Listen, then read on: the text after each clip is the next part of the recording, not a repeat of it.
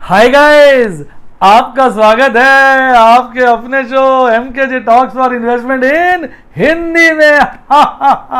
कैसे हैं आप भाई? आज वीडियो शुरू करने से पहले एक आपको अच्छी न्यूज़ दे दूं। मेरे बहुत सारे मेंबर्स मुझसे लगातार कहते थे, सर आप ऐसा करो सुबह ना मार्केट खुलने से पहले एक छोटी सी वीडियो बना के डाल दिया करो। फिर कई कहते थे, सर ऐसा करो जब बाजार बंद होता है हल्की सी एक वीडियो डाल दिया करो। पर बेटा कोई वीडियो बनाना मजाक है, एक वीडियो ही बनाता हूँ मैं और मेरे साथ 2 जने और। 5 बजे से लगते हैं और 11-12 बज जाते हैं सारा काम निपटाने में, यानी लगभग 7 घंटे हम काम करते हैं। तो तब जाके ये वीडियो जो है निपटती है, क्योंकि आपके फिर कमेंट्स आते हैं, वीडियो के बाद 2 घंटे बैठ के कमेंट्स के जवाब देते हैं। कभी 1 बजे सो रहे हैं, कभी 1:30 बजे सो रहे हैं। तो अगर मैं दिन में 2-2 3-3 वीडियो निकालूंगा तो बड़ा मुश्किल हो जाएगा। इसी चक्कर में मैं इंग्लिश की वीडियो नहीं निकाल पा रहा, क्योंकि एक वीडियो में मेरी इतनी एनर्जी लग जाती है, इतना डाटा इकट्ठा करना, एनालाइज करना, फिर आपको समझाना। तो लेकिन आपने कह दिया तो मैं कुछ ना कुछ करता हूं, तो मैंने कर लिया। मैंने पॉडकास्ट बना दिए। अब सुबह रोज एक पॉडकास्ट दूंगा मार्केट से पहले कि मार्केट में क्या लग रहा है। सारी इंटरनेशनल मार्केट्स को देख के मैंने आज पहला पॉडकास्ट डाला था, और एक पॉडकास्ट दूंगा 3:30 बजे के बाद, 4 बजे के बीच में, कि आज मार्केट क्लोजिंग के बाद हमारा क्या विचार है। 1-1.5 मिनट का पॉडकास्ट होगा। और ये पॉडकास्ट मैं, क्योंकि सब लोग अलग अलग जगह से बिखरे हुए हैं, मुझे पता नहीं यूट्यूब में इसको कैसे दिया जाए, तो मैं टेलीग्राम चैनल पे इसका लिंक डाल दूंगा। मैं आपको दिखा देता हूं। आज मैंने सुबह डाला था, लोगों ने बड़ा पसंद किया जी, बड़ा पसंद किया। ये देखिए, मैंने इसका नाम रखा है बाजार सुबह सुबह, यानी सुबह सुबह बता दूंगा। वो डेट वाइज सारे पॉडकास्ट अरेंज होंगे। जब आप जाएंगे तो उस तारीख का देख के सुन लीजिएगा, कहीं ऐसा ना हो पिछले दिन का सुन ले। तो ये है बाजार सुबह सुबह। फिर इसका आपको मैं, ये आ जाएगा तो आप देख रहे हैं ऐसा मेरा टेलीग्राम पे ये पोस्ट आ जाएगा, ऊपर लिंक दिया, क्लिक कर देना और आपका चालू हो जाएगा। और अगर आपको मजा ना आए ना, क्रोम से आप देख सकते हो, तो आप क्या करना है कि एंकर पॉडकास्ट होता है, उसको इंस्टॉल कर लेना। Anchor podcast, ANCHOR। तो एंकर पॉडकास्ट को आप इंस्टॉल कर लेना तो बड़े आराम से देख पाओगे। और फिर मैं एक बाजार बंद होने पे लाऊंगा, वो ये वाला आ गया, बाजार जाते जाते हमें क्या सिखा के गया, ये मैं आपको 3:30 से 4 के बीच में करूंगा। इसका भी ऊपर लिंक होगा, उस पर क्लिक कर देना। डेट वाइज अरेंज होंगे। आज मैंने दोनों में एक डाले थे, उसके बाद आपको रोज के रोज वहां दिखेंगे, तो आप जाके टेलीग्राम से लिंक लेके इमीडिएटली सुन लेना। इसके लिए जरूरी आप मेरे टेलीग्राम चैनल को सब्सक्राइब करो। टेलीग्राम चैनल में इतनी सारी यूटिलिटीज ला रहा हूं, मैं सभी चीजें अपने मेंबर्स के लिए फ्री करता जा रहा हूं। और आप कहेंगे यार सब कुछ फ्री कर रहे हैं, तो सर कैसे अपना घर बार चलाते हैं? अपना चाय पानी का अरेंजमेंट कैसे करते हैं? मैंने वो सिंपल सा कर लिया, मैं एडवर्टीजमेंट से पूरी कर लेता हूं। तो मैंने ये सोचा कि भाई अपने मेंबर्स के लिए सब कुछ फ्री जो चाहते हैं, पर टेलीग्राम चैनल, यूट्यूब पे एडवर्टीजमेंट्स डाल दूंगा तो उससे मेरी इनकम हो जाएगी। तो एक आपने हिंदी में कहावत सुनी होगी, जल से जल की पूजा करना। आप इसका मतलब जानते हैं? आप में से कितने लोग इसका मतलब जानते हैं? कमेंट में बताइए, सर हम जानते हैं, मतलब क्या, लिखिए वीडियो को पॉज करके। पर मैं आपको बताता हूं, आपने अगर लिख दिया तो आप वीडियो चालू करके सुनिए।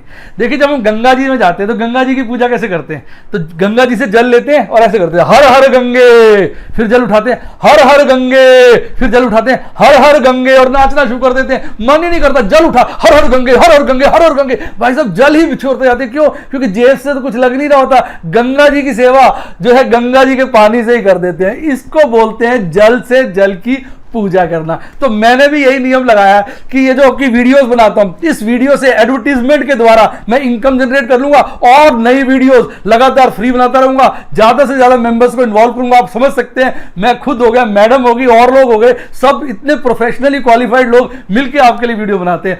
और इनकम कैसे जनरेट कर लेते हैं? वीडियो से ही। कैसे? इसकी हम ऐड कर लेते हैं। तो जल से जल की पूजा करना। तो आपको ये मेरी स्ट्रेटेजी, ये टेक्निक या ये डायलॉग, जल से जल की पूजा करना, कैसा लगा कमेंट बॉक्स में बताइए। तो ये हो गया सब कुछ। तो आप मेरा टेलीग्राम चैनल का जरूर ज्वाइन करिए, उसका लिंक ऊपर आ रहा है। अब करते हैं मेन वीडियो शुरू। आइए, बाजार आज का आप देख सकते हैं चार्ट, निफ्टी का कमाल का चार्ट है भाई साहब, कमाल का चार्ट है। बाजार कल बंद हुआ था लगभग 9300 पर, और आज बाजार खुलता है 9430 पर। सबके तोते उड़ जाते हैं। सुबह ही मैंने बता दिया था पॉडकास्ट में कि बाजार आज हरे में खुलेगा, कैप अप ओपनिंग होगी। क्यों? क्योंकि वो निफ्टी का जो है SGX दिखा रहा था सब कुछ, और जो फ्यूचर है कल ऐसे ही बंद हुए थे सब हल्के हल्के फ्लैट से ही। तो मुझे लग रहा था, मैंने पॉडकास्ट में शुरू में बता दिया, बाजार खुला भी वैसे। उसके बाद जो मेरे व्हाट्सएप के मेंबर्स के मैसेज आए कि सर आज बाजार चढ़ जाएगा, सर क्या होगा, सर हमने कल पुट बेची नहीं। मैंने कहा भाई पुट बेचनी चाहिए थी क्योंकि कल गैप रह गया था, उसकी चर्चा हम खैर लास्ट में करेंगे। तो सबके मैसेज आने शुरू हो गए। मैंने कहा भाई देखो बाजार है, गिरता है तो चढ़ चढ़ के और चढ़ता है तो गिर गिर के, तो गिर रहा है तो चढ़ेगा भी बीच में, तो आज चढ़ सकता है। और आप देखेंगे शुरू में हरे में ही रहा और सबके जो है दुगदुगी बनी रही, उसके बाद गिरा, हरा लाल चलता रहा और लास्ट में जाते वक्त सब्जी वाले की तरह बाजार ने रेट गिरा और सारा का सारा माल बेच दिया। तो ये रहा आज का बाजार। तो अब आज देखेंगे तो बाजार ने जो पीक बनाया 9450 का बनाया और जो बॉटम बनाया 9190 का बनाया और बाजार बंद हुआ 9205 पर, यानी पिछली क्लोजिंग के मुकाबले लगभग 1% नीचे गिरकर बाजार बंद हुआ। अब बात कर लेते हैं किन किन शेयरों ने 3% से ज्यादा की तेजी दिखाई। साहब केवल एक ही ऐसा शेयर था M&M जिसने 3% की ज्यादा तेजी दिखाई, बाकी तो आज अकाल पड़ा हुआ था तेजी वाले शेयरों का। और अब बात करते हैं मंदी वाले शेयर। मंदी वाले शेयरों की अगर आप बात करेंगे तो 3% से ज्यादा मंदी दिखाने वाले शेयर 9 शेयर थे। कितने? 9। और टॉप में था अपना SBI। आज SBI ने अपना 52 बॉटम बना लिया, आज खूब दबा के गिरा और आज इसमें काफी गिरावट देखने को मिली। और इसको फॉलो किया बजाज फाइनेंस ने, ब्रिटानिया ने, टाटा मोटर्स ने, एशियन पेंट्स ने, एक्सिस बैंक ने, कोटक महिंद्रा ने, विप्रो ने और कोल इंडिया ने। तो आप देखेंगे 3% से ज्यादा गिरावट दिखाने वाले काफी शेयर थे। आइए बात कर लेते हैं इंडिसेस की। आप अगर इंडिसेस देखेंगे तो आज सारे के सारे की इंडिसेस लाल में है। मजे की बात, आपका विक्स भी लाल में है। हालांकि विक्स में आज गिरावट मामूली सी हुई है 0.16% की, इसलिए प्रीमियम गिरे तो हैं पर उतने भयंकर रफ्तार से नहीं गिरे हैं। और सबसे ज्यादा गिरावट दिखाई आपके निफ्टी बैंक ने, हालत खराब कर दी। अब हम सेक्टोरल इंडिसेस की बात करेंगे। अगर आप सेक्टोरल इंडिसेस को देखेंगे तो साहब 4 को छोड़कर सारों में खून खून हुआ पड़ा है, यानी लालिमा छाई हुई है। सबसे ज्यादा गिरावट PSU बैंक में देखी गई, उसके बाद निफ्टी रियल्टी में, फाइनेंशियल सर्विस में और आज तो फार्मा भी लाल था। और हरे में रहने वाला सबसे ज्यादा जो इंडेक्स था वो था निफ्टी एनर्जी, लगभग 1.35% की तेजी थी। ओवरऑल बाजार मिली जुली प्रक्रिया के साथ बंद हुआ और थोड़ा घर के ही बंद हुआ। तो कुछ आपके सेक्टर्स हरे में थे और कुछ लाल में, पर ज्यादा सेक्टर लाल में थे। तो ओवरऑल हम कहेंगे कि बेयरिश मूवमेंट बना हुआ है। इसकी ज्यादा चर्चा हम लास्ट के सेक्शन में करेंगे, बाजार कल में। आइए, इस सेक्शन का मैंने नाम थोड़ा चेंज कर दिया है, MKJ स्टॉक टॉक्स। कैसा लगा नाम कमेंट बॉक्स में बताइए और अच्छा लगा तो लाइक ठोकिए। तो ये सेक्शन का नाम हो गया MKJ स्टॉक टॉक्स। तो इसमें हम अपने कुछ बेहतरीन स्टॉक लेते हैं। लास्ट टाइम मैं बहुत अच्छे छोटे स्टॉक्स लेके आया था और आज भी एक स्टॉक में लेके आया हूं अपने मेंबर्स की फरमाइश पर और दूसरा स्टॉक मैं अपनी फरमाइश से लाया हूं। तो आज हम 2 स्टॉक्स की चर्चा करेंगे और स्टॉक्स का नाम है HEG और वोल्टास। बात करते हैं HEG की। अरे HEG से मेरा बचपन का रिलेशनशिप है। मैं जब स्कूल में पढ़ता था, जब मैंने बताया था शेयर का काम किया था, तब से इसका और मेरा चक्कर चल रहा है। ये मेरे पास तब से है। इसका फुल फॉर्म पता क्या है? हिंदुस्तान इलेक्ट्रो ग्रेफाइट्स। और आपके जान के आश्चर्य होगा, ये भीलवाड़ा ग्रुप को बिलोंग करता है। आपने भीलवाड़ा का नाम सुना है? शायद ना सुना होगा। अपने पेरेंट्स से पूछिएगा, वो बताएंगे भीलवाड़ा जो है शूटिंग ड्रेसिंग में होता था। किसी जमाने में भीलवाड़ा की एडवर्टीजमेंट अपने शाहरुख भाई किया करते थे। तो इतना फेमस ग्रुप को ये बिलोंग करता है। ऑल्दो ये ग्रुप टाटा बिरला की तरह आकाश में नहीं चमका, पर ये उनकी एक स्टार कंपनी है। और आपको जान के आसानी होगी कि मैंने इसका शेयर 10 रुपए में खरीदा था और मुझे कई बार बचपन में बोनस मिल गया था और वो बोनस मैंने अच्छे रेट पे बेच दिया था और 100 शेयर मैंने रख लिए थे। तो ये बहुत पुराने 100 शेयर पड़े हुए थे मेरे HDFC सिक्योरिटीज वाले अकाउंट में। अचानक एक दिन देखा इसका भाव 1350, फिर 1350 मैंने बेचा करा, 2.5 बेचा, 3 बेचा, थोड़े थोड़े शेयर बेचता रहा मैं, और लास्ट मैंने बायबैक में 5,500 में बेचा, और अब मेरे पास मात्र 45 शेयर पड़े हैं। पता नहीं कितना इस शेयर से कमा लिया। लोग बात करते हैं मल्टी बैगर्स की, ये मेरे लिए मल्टी बैगर नहीं, मल्टी बैगरा साबित हुआ है, क्योंकि बोनस भी खा लिया, कॉस्ट भी जीरो हो गई, और 5,500 पर शेयर के हिसाब से बेचा। पर देखिए एक बात मैं बोल दूं, इतना अटैचमेंट के बाद आज ये शेयर मुझे इतना बेहतरीन नहीं लगता, क्योंकि आप में से बहुत लोग पूछते हैं, एक्चुअली बनाता है इलेक्ट्रोग्रेफाइट्स। ये जो चीज है ये स्टील बनाने वाली फैक्ट्री में इस्तेमाल होती है, और पीछे इसकी शॉर्टेज हो गई थी। शॉर्टेज होने की वजह से इस कंपनी का प्रोडक्ट बहुत बिक रहा था, एक ग्रेफाइट करके कंपनी, दोनों का प्रोडक्ट आसमान को छू रहा था, भाव बढ़ गया था। कंपनी ने इतना मोटा प्रॉफिट कमाया कि शेयर जो है 5,000 से ऊपर चला गया, और कंपनी ने 5,500 में बायबैक किया। आज भी कंपनी की फाइनेंशियल पोजीशन ठा है, जिसको बोलते हैं ठा फाइनेंशियल पोजीशन है। अगर आप देखेंगे लेटेस्ट पोजीशन के हिसाब से स्मॉल कैप कंपनी है, पूरी मार्केट कैपिटलाइजेशन इसकी 3,000 है, और लगभग 10% का डिविडेंड यील्ड दे रही है, क्योंकि शेयर का भाव गिर गया। पर याद रखे ये 10% का डिविडेंड यील्ड जरूरी नहीं है मेंटेन रहे, क्योंकि पिछली बार कंपनी ने 800 रुपए का डिविडेंड दिया था जानी, पर सारी जिंदगी 800 नहीं दे पाएगी, इस बात को आपने ध्यान रखना है। अब अगर 52 वीक हाई देखेंगे तो लगभग 1,900 रुपए का है, और बॉटम देखेंगे तो लगभग 409 रुपए का है। कंपनी का वॉल्यूम ठीक ठाक सा है, 2,61,000 शेयर्स का, और डिलीवरी भी ठीक ठाक सी है 20%। कंपनी का प्राइस टू बुक रेशियो काफी गिर गया है 0.83, और प्राइस अर्निंग रेशियो भी कम है 3.27। तो कंपनी बहुत अच्छी है, लेकिन इसमें 2-4 समस्याएं हैं, उसकी बात करेंगे। पर एक अच्छी बात बता दें, कंपनी जीरो लोन है। साहब बैलेंस शीट को तो देखिए, कंपनी ने कोई लोन नहीं लिया हुआ, जीरो लोन है कंपनी के ऊपर। इसके बाद अगर आप कंपनी की इनकम एंड लॉस प्रॉफिट को देखेंगे तो यहां प्रॉफिट एंड लॉस को देखेंगे तो यहां थोड़ा सा मैं क्वार्टरली दिखा रहा हूं, आप हल्का सा चौंक जाएंगे, परेशान हो जाएंगे। पूछिए क्यों? क्योंकि दिसंबर 2018 में कंपनी की टॉप लाइन मतलब इनकम थी लगभग 2,000 करोड़, जो गिर के अब रह गई है लगभग 400 करोड़। तो ये समस्या है, समझ गए आप? ये समस्या है, यानी टर्नओवर 1/5 हो गई है। तो समस्या ये है कि भाई इसके प्रोडक्ट की जो स्केयरसिटी थी, जिसकी वजह से चढ़ गया था, उसके बाद नई कैपेसिटीज जनरेट हो गई होंगी स्टील वालों की, तो अब ये है इसका प्रोडक्ट की वो डिमांड नहीं रही, ना वो प्राइस रहा। तो एक तरफ मेरे को लगता है वॉल्यूम कम हुआ होगा, दूसरी तरफ प्राइस पर यूनिट कम हुआ होगा, जिसकी वजह से टोटल सेल्स गिर गई। उसके बावजूद देखेंगे, अगर आप कंपनी का प्रॉफिट देखेंगे तो उसमें खासी गिरावट है।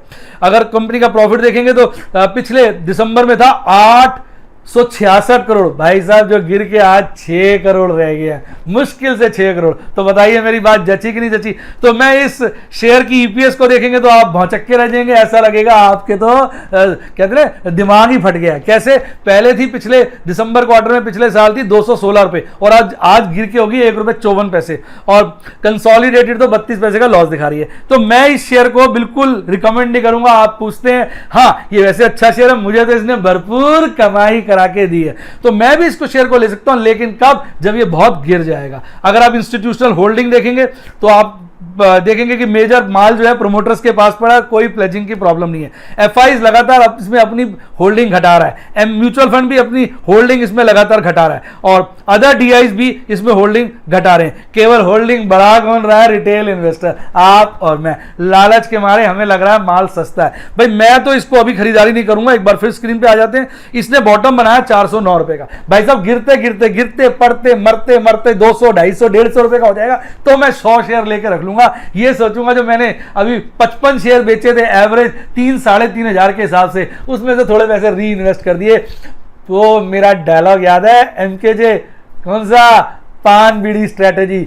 पान खा के थूक दिया, सिगरेट पी के फूक दिया। जब इसमें से इतना पैसा निकाल लिया है, तो अगर थोड़ा सा हिस्सा, मामूली सा हिस्सा इसमें वापस डाल लेंगे तो कौन सा गोली चल जाएगी। तो ये स्ट्रेटेजी है मेरी इसकी। मैं इसको इसलिए डिस्कस कर रहा हूं कि इतने सारे लोग एचईजी और ग्रेफाइट के बारे में पूछते हैं, मैं बता नहीं सकता। एचईजी बता दिया तो मिलता जुलता ही जो है आपको जो फीलिंग है, आप ग्रेफाइट की चेक करिएगा, आपको वैसी ही मिलेगी। अब बात करते हैं एक बढ़िया स्टॉक की, बेहतरीन स्टॉक की, उस स्टॉक स्टॉक की जिसको आप कह सकते हैं कि एक बहुत अच्छा स्टॉक है, और स्टॉक का नाम गैस कीजिए, वोल्टास। अरे टाटा एंटरप्राइज का है स्टॉक, और माना जाता है कि ये लार्जेस्ट एयर कंडीशनिंग ब्रांड है इंडिया में। तो हल्की फुल्की मैं डिटेल आपके लिए गूगल से लाया हूं, तो एक नजर मार लीजिए, पढ़ लीजिए। अब मैं बात करता हूं इसकी फाइनेंशियल पोजीशन की। अगर आप इसकी फाइनेंशियल पोजीशन देखेंगे तो इसने साल में 741 रुपए का टॉप बनाया और 432 रुपए का बॉटम, और आजकल ये अपने 52 वीक्स लो पे चल रहा है। आज ये क्लोज हुआ है 438 रुपए में। Price to book ratio reasonable है, लगभग 3.8 times. Price earning ratio high है, 27 टाइम्स। कंपनी ने डिविडेंड दिया था 400%, जो अगर मार्केट प्राइस से कंपेयर की जाए तो मिनिस्कुअल अमाउंट है, हार्डली 1% से भी कम है। ओवरऑल अच्छा शेयर है, बढ़िया शेयर है, कंज्यूमर इलेक्ट्रॉनिक्स का शेयर है, तो इस पे निगाह रखिए, याद रखिए, gone are bulls, gone are bear, eagle is the winner, let's be clear. तो इसके लिए आप ईगल बन जाइए, इसके भाव पे ध्यान रखिए, कहीं ना कहीं ऊंट पहाड़ के नीचे आएगा और ये शेयर बहुत ज्यादा गिर जाएगा, और उस दिन चील की तरह उड़ते हुआ ना झपट के ले जाना। ऐसा मैंने अपने लिए सोचा है, आपने क्या करना है ये आप सोचें। आइए जरा इसकी बैलेंस शीट देखते हैं। बहुत प्यारी बात यह है कि बैलेंस शीट में लोन जीरो है। मैं आपके लिए ज्यादातर वही कंपनियां प्रिस्क्राइब करता हूं जिसका लोन जीरो होता है। आपका मतलब अपने लिए, आपने तो अपना फैसला खुद लेना है। इसके बाद अगर आप इनकम देखेंगे, इसकी इनकम में खूबी देखिए, पिछला दिसंबर देख लीजिए, ये वाला दिसंबर देख लीजिए, टॉप लाइन हल्की सी बढ़ी है, घटी है नहीं, यानी सेल्स में बढ़त देखने को मिली है। अब बात करिए प्रॉफिट एंड लॉस की, तो साहब प्रॉफिट एंड लॉस भी बढ़ा है, 62 करोड़ से बढ़कर 88 करोड़ हो गया है। किस पर? स्टैंड अलोन बेसिस पर। कंसोलिडेटेड बेसिस पर 108 करोड़ से हल्का सा घट के 106 करोड़ हो गया, जिसकी वजह से आप देखेंगे नीचे स्टैंड अलोन ईपीएस तो बढ़ी है, और आपकी जो कंसोलिडेटेड ईपीएस है वो भी हल्की सी बढ़ी है। उसके पीछे कारण मुझे क्या लगता है कि कुछ ना कुछ इंटरनल शेयर कैपिटल में एडजस्टमेंट रही होगी। तो ये अब हो गया आपके लिए फाइनेंशियल इसकी पोजीशन। अब बात करते हैं इसकी शेयर होल्डिंग पैटर्न की। भाई साहब प्रमोटर्स के पास लगभग 30% शेयर है, और एफआईज का इसमें बड़ा भरोसा है, और उनके पास 10% शेयर है। ऑल्दो उन्होंने भी पीरियड के साथ अपनी शेयर होल्डिंग घटाई है। और अगर आप बात करें म्यूचुअल फंड की, तो म्यूचुअल फंड हल्की हल्की अपनी शेयर होल्डिंग इसमें बढ़ाता रहा है, और अदर्स यानी आप और मैं भी अपनी होल्डिंग इसमें घटाते रहे हैं। इंस्टीट्यूशनल इन्वेस्टर्स की बात करें तो इसमें इंश्योरेंस कंपनीज ने भी अपनी होल्डिंग बढ़ाई है। तो ओवरऑल एक बेहतरीन शेयर है, पर मैं आपको कहूंगा कि मैं तो इस शेयर को तब लूंगा जब कहीं ना कहीं ये नीचे डाइव मारेगा। मेरी ईगल जैसी निगाहें इस पे टिकी हुई हैं, और अगर मैं भूल जाऊं तो आप मुझे मैसेज कर दीजिएगा, सर आपका वोल्टास नीचे आ गया, आप खरीद रहे हैं क्या? तो मैं इमीडिएटली बता दूंगा खरीदना है कि नहीं। मैं चाहता हूं ऐसे माहौल में जो चल रहा है, जो भी माल खरीदें बिल्कुल सस्ते गिरे पड़े रेट में खरीदें। कैसा लगा डायलॉग? गिरे पड़े रेट में खरीदे। कमेंट में बताइए डायलॉग कैसा लगा। अच्छा लगा तो लाइक को ठोकिए। आइए अब बात करते हैं आपके प्यारे राज दुलारे इंस्टीट्यूशनल इन्वेस्टर्स की। तो आज अगर आप इंस्टीट्यूशनल इन्वेस्टर्स की एक्टिविटी पे ध्यान देंगे तो आप देखेंगे बिकवाली जारी है, माल बेचा जा रहा है, भले वो एफआईज हो या भले डीआईज हो। हाँ, आज एफआईज डीआईज ने कल के मुकाबले कम माल बेचा है। कल के मुकाबले अगर आप देखेंगे तो एफआईज ने कम माल बेचा है, लगभग 1000 करोड़ का, और डीआईज ने भी कम माल बेचा है, लगभग 1000 करोड़ ना। एफआईज ने 1000 से थोड़ा ज्यादा और डीआईज ने 1000 से थोड़ा कम, दोनों ने मिला के अराउंड 2000 करोड़ की नेट सेल्स की है, यानी पूरी मिला के नेट बिकवाली जो की है वो लगभग 2000 करोड़ की है। एफआईज की बात करें तो आज उन्होंने माल खरीदा था 4800 करोड़ का, और नहीं गलत गलत गलत, आज उन्होंने माल खरीदा था लगभग 3700 करोड़ का और बेचा 4800 करोड़ के आसपास। और इसी प्रकार डीआईज ने आज माल खरीदा था लगभग 3300 करोड़ से ज्यादा और बेचा 4300 करोड़ से ज्यादा। तो नेट में दोनों ने बिकवाली करी। हाँ, अगर कल से कंपेयर करें तो आज की बिकवाली कल से कम थी, इसलिए बाजार की रफ्तार जो गिरने की कल थी आज उसके मुकाबले हल्की कम थी। आइए अब बात करते हैं ऑप्शन चेन एनालिसिस की। आजकल परमात्मा की कृपा से ऑप्शन चेन एनालिसिस से हम जो भी देखते हैं बिल्कुल फिट होता है। आइए बात करते हैं। देखिए, कॉल की बात करिए, कॉल पे देखिए सबसे ज्यादा कॉल राइटिंग किस पे हुई है, 9,500 से भी ज्यादा आज कॉल राइटिंग आपको 10,000 पे दिखेगी। तो 10,000 जो एक स्ट्रॉन्ग रेसिस्टेंस है, इसके साथ साथ 9,500 भी स्ट्रॉन्ग रेसिस्टेंस है। क्यों? क्योंकि 9,500 पे भी एक भारी जो है कॉल राइटिंग यानी कॉल का ओपन इंटरेस्ट बना हुआ है। अगर हम बात करें कि पुट का ओपन इंटरेस्ट सबसे ज्यादा कहां है, तो वो 9,000 पे। तो अगर पुट और कॉल को मिला के चलें तो 9,000 एक बहुत स्ट्रॉन्ग सपोर्ट है और 10,000 और 9,500 एक स्ट्रॉन्ग रेसिस्टेंस है। और आप देख ही रहे हैं बाजार कहीं ना कहीं 9,000 9,500 के बीच में झूठे खा रहा है, ना वो बेचारा 9,500 के ऊपर जा रहा है, ना वो 9,000 से नीचे आ रहा है। एक बार आप इसको देख भी लीजिए तो आपको मेरी बात की सच्चाई पता चल जाएगी। यह आपके सामने आ गया है, देख लीजिए बाजार।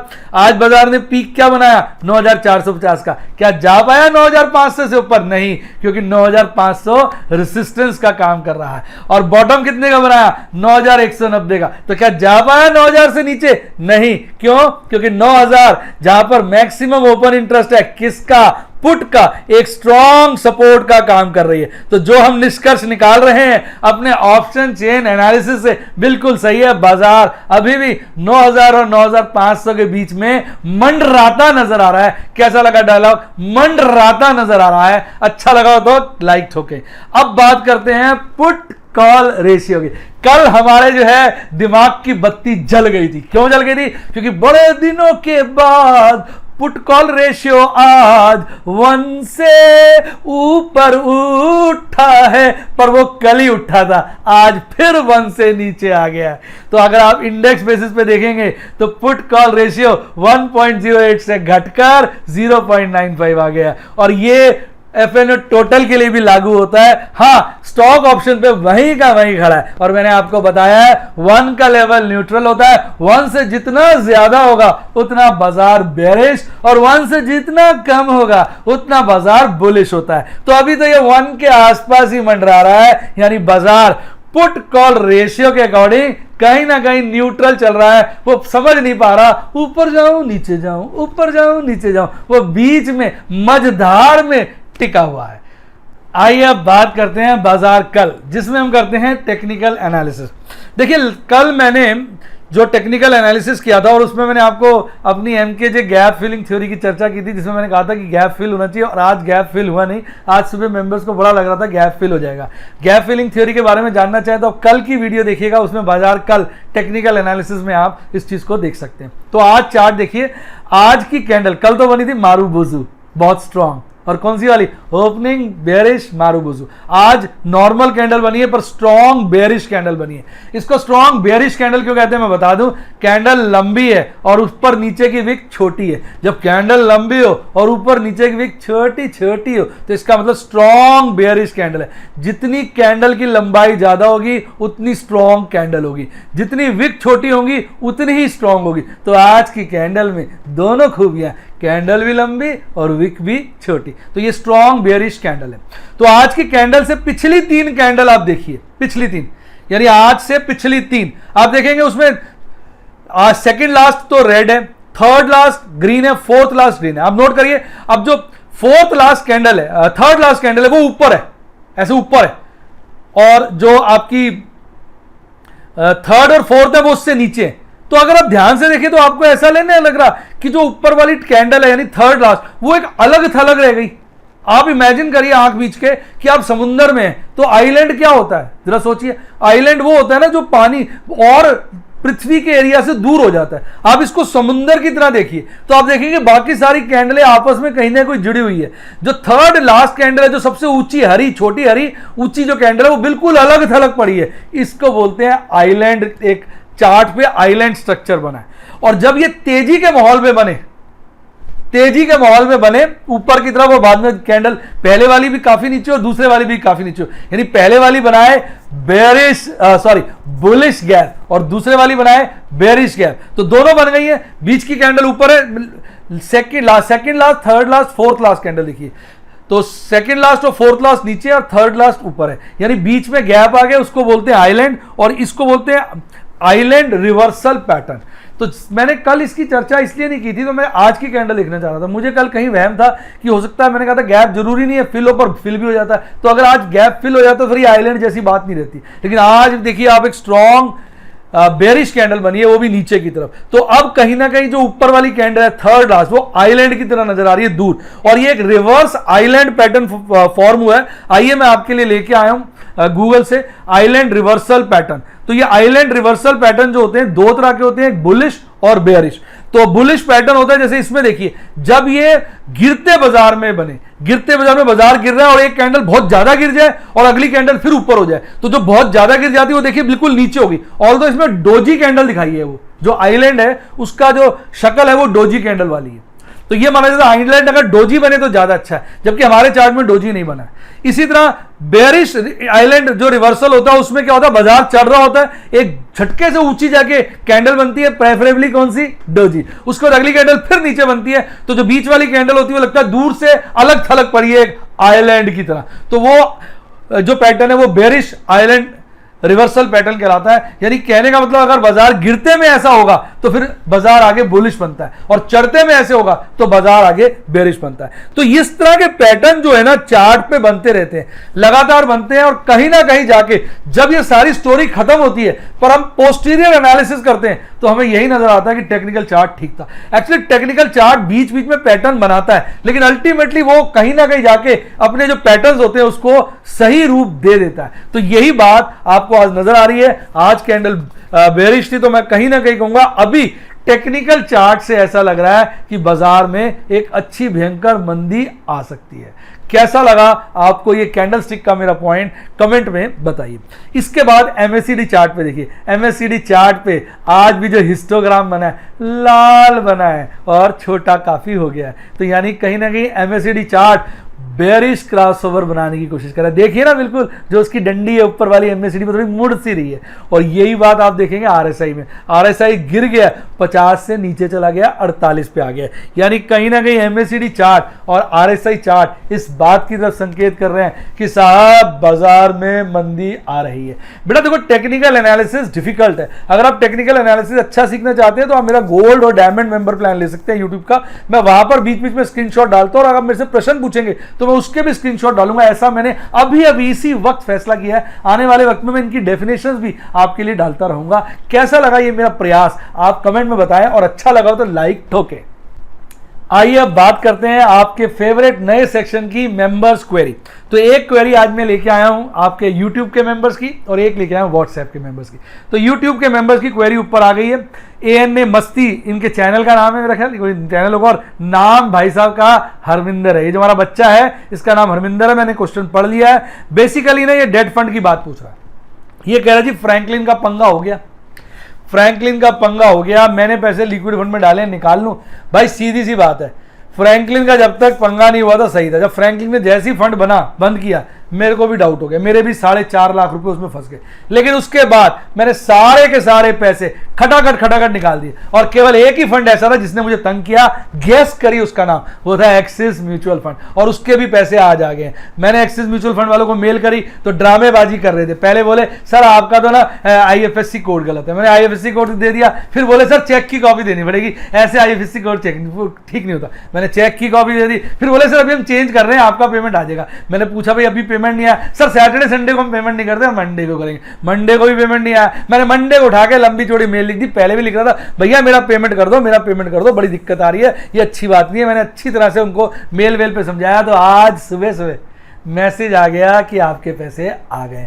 तो भैया मेरे तो फ्रैंकलिन इंडिया में छोड़कर सब जगह से पैसे आ गए। हाँ, कुछ म्यूचुअल फंड में 2-2, 4-4, 5-5 हजार, जैसे वो मैं जैसे 2 लाख से ऊपर बैलेंस था तो मैं 1,99,000 निकाले थे, क्योंकि वो जल्दी आ जाते हैं। तो 2-4-5 हजार सब में थोड़े थोड़े रह गए, वो पड़े हुए हैं, वो भी मैं किसी से निकाल लूंगा। अल्टीमेटली भाई साहब मैं इस वक्त डेट फंड के में अंदर पैसा रखना ही नहीं चाहता, क्योंकि इतनी नेगेटिव न्यूज आ रही है, इतनी खराब न्यूज आ रही है। कॉर्पोरेट्स को बड़ी दिक्कत है, बड़ी दिक्कत है। कहीं ना कहीं ये पैसा तो कॉर्पोरेट्स को दिया हुआ है, वो पैसा आने में परेशानी होगी। पहले ही फ्रैंकलिन तो रोक के बैठ गया, 4.5 लाख रुपए कम होते हैं। आप बताइए, आदमी के 4.5 रुक जाए तो कितना दिल को दुख होता है। पर मैं फिर भी मुस्कुरा रहा हूं, क्यों? क्योंकि दिल को दुख लेके कर क्या लूंगा, बीमारी हूंगा। कैसा लगा मेरा आपको ये अप्रोच, कमेंट में बताइए, और अच्छी लगी तो लाइक ठोकिए। यानी कहने का मतलब दिक्कत हो या दुख हो या खुशी हो, जितना मुस्कुराते रहें, हंसते रहें, ठीक है, प्रभु आपके साथ है, वो सूनर लेटर आपको बचा लेगा। तो ऐसा तो मेरे दिमाग में नहीं है कि फ्रैंकलिन का पैसा मेरा फंस जाएगा, वो मेरा पैसा आ जाना चाहिए। लेकिन कहीं ना कहीं मैं डेट फंड्स बिल्कुल मना कर रहा हूं। इस वक्त मुझे लग रहा है बैंक में पैसा सेफ है,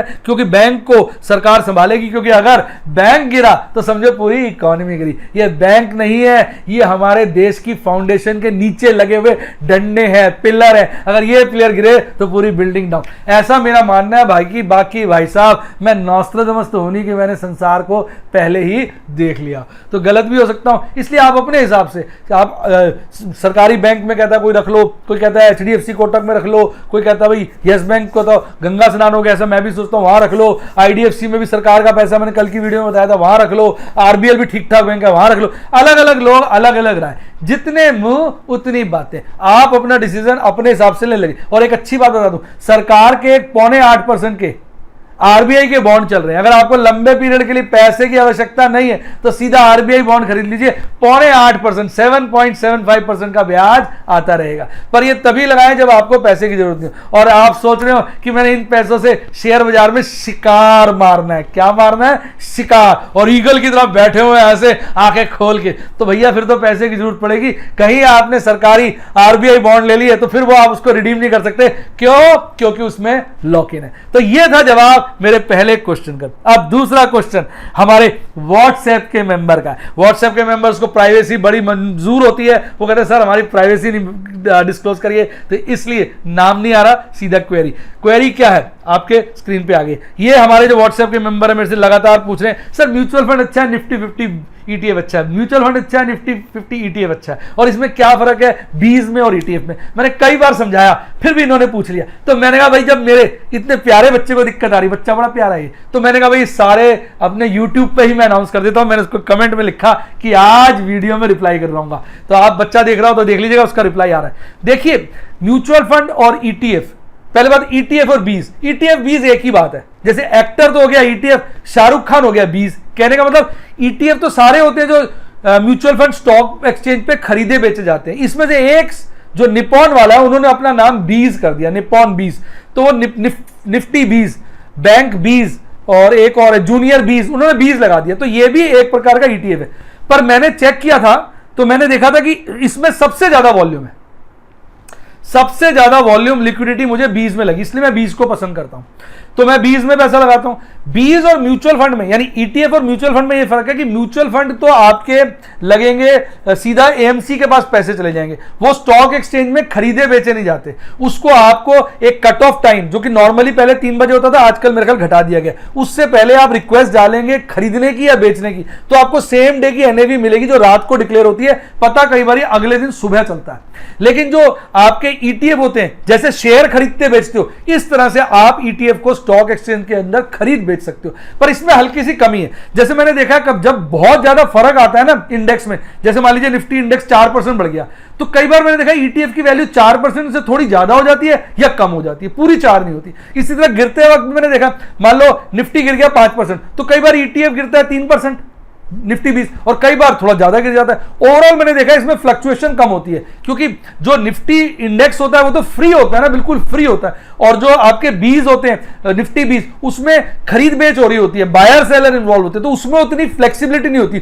तो उसकी गिरावट भी मैंने देखा है थोड़ी कई बार कम होती है, कई बार ज्यादा हो जाती है, और चढ़त भी थोड़ी कई बार कम होती है, कई बार ज्यादा हो जाती है। तो बिल्कुल मैच नहीं कर पाता। लेकिन सबसे प्यारी खूबी इसमें है कि आप इसको स्टॉक एक्सचेंज में रियल टाइम बेसिस पे खरीद और बेच सकते हैं। कैसा लगा ये जवाब? मजा आया तो लाइक करें और नीचे कमेंट लिखें।